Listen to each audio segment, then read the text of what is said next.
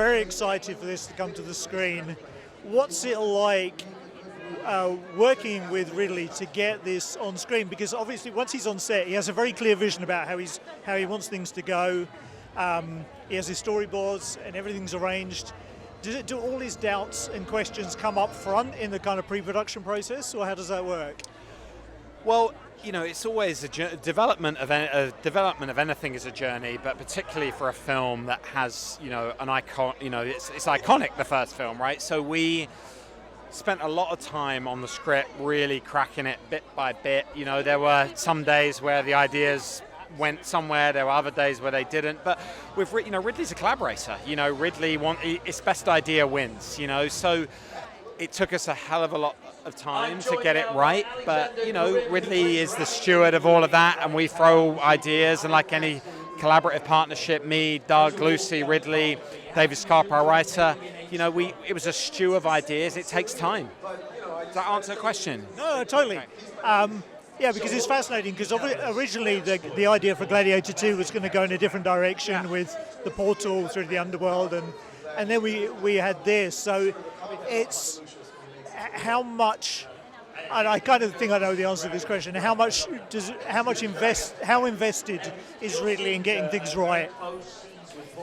Nobody works harder or does more research than Ridley. He, like any great artist, you have to know your subject, and the amount of work we put into getting Rome right and factual. And have we taken some artistic license? Yes, it's a film. That's what you do in films. We're not making a documentary on ancient Rome. We're making a movie called Gladiator 2. So, but fundamentally, Ridley always wants to come at it from a point of great research, historical accuracy, and bring in his level of creativity and artistry to that to elevate it.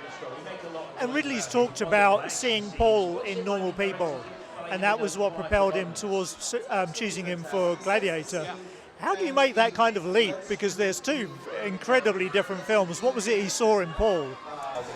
Inner strength. He's got such emotional verisimilitude, and Ridley had seen Normal People, All of Us Strangers. The work where the emotional life of Paul is so strong, and I think if anything, what he had to do for the film was catch himself up physically to that. Emotionally, he is such an adept, flexible actor. He's so agile. So when we were talking about Paul, we knew he was going to be brilliant, and he just had to spend a ton of time in a gym, making sure the arms and legs were living up to his brilliant emotional capacity as a human being. And obviously, to as a counterpoint to Paul, you've got Denzel, you've got the two emperors. You've got a fantastic cast in here. How much pleasure does it give you to see all that come together?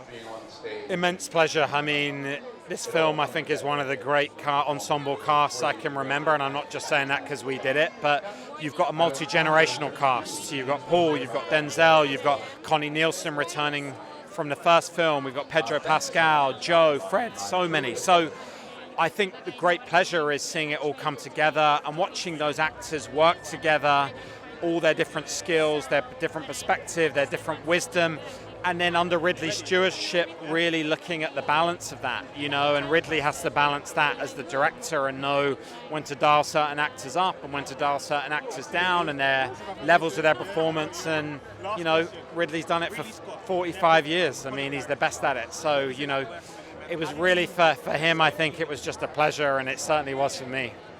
And Ridley's been talking about this being possibly the second in a trilogy. Are you going after all this is done? Are you going to have a long lie down, or have you got ideas about what could come next? It's going to be another 25 years until the number 3. So I'm going to be close to 70 at that point. So let's reconvene then. I think Ronnie Wood and Sir Ridley are going to outlive us all. So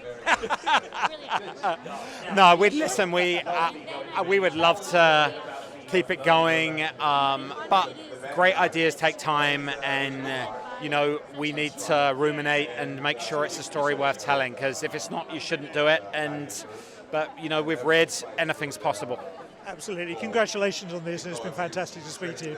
Thank you very much. Thank you for your support. Pleasure to talk to you.